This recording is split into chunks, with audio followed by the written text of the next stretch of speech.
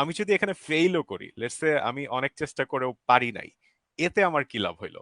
এটা অনেকে মনে করে যে এটা আমার কমপ্লিট ফেলিয়ার, এটাতে আমি কিছুই পারলাম না।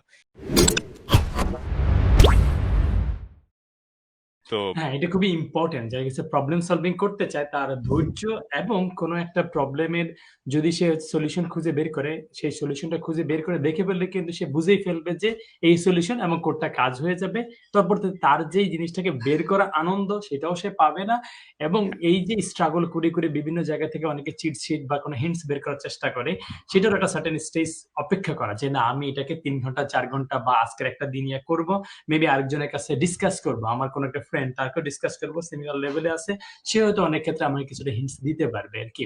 এই ডিসকাশনটা অনেক বেশি ইম্পর্টেন্ট, কারণ আলটিমেটলি এটার মেইন আনন্দ বা জার্নিটাই হচ্ছে যে আমি স্ট্রাগল করে করে সলিউশনটা বের করব, এবং সব রাইট। সলিউশনে পারবো না।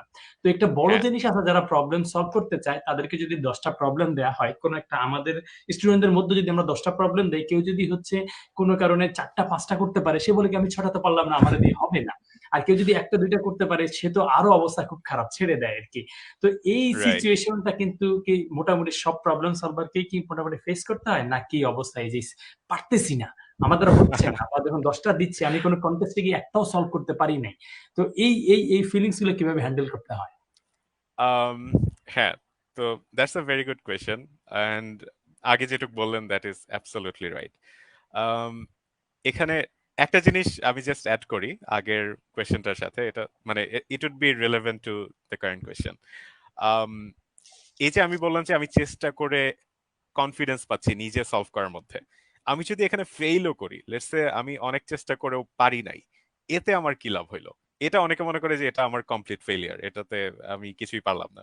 তো এইখানে লেটস সে যেহেতু সে নিজে চেষ্টা করছে, দেখা যাচ্ছে যে সে সলিউশনটার লেটস সে যত অবজারভেশন লাগতো এর মধ্যে সে 50% অবজারভেশন নিজে বের করে ফেলছে, যেটা ডিরেক্টলি স্টেটমেন্টে লেখা ছিল না।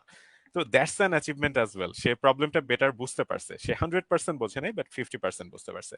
লেটস সে যেভাবে চেষ্টা করতেছিল সে 70% মানে কারেক্ট হয়েই গেছিল, আর 30% লাগতো।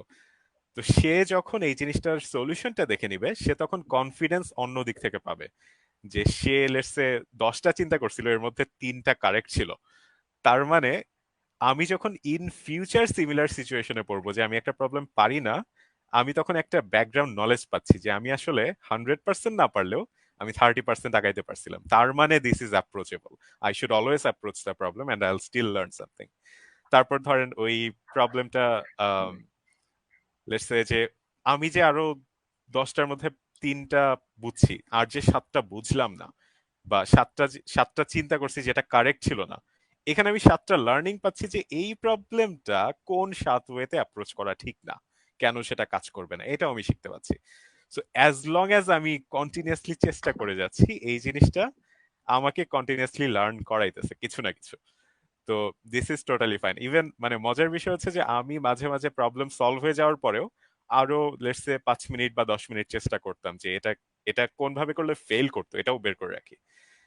তো এটা থেকে অনেক লার্নিং আসে, তো আসলে চেষ্টার মধ্যেই লার্নিং। তো সেকেন্ড কোয়েশ্চেনের অ্যান্সারটা আসলে এখানেই চলে আসে যে as long as you are working and you know that you are learning, you will get enough motivation to try again.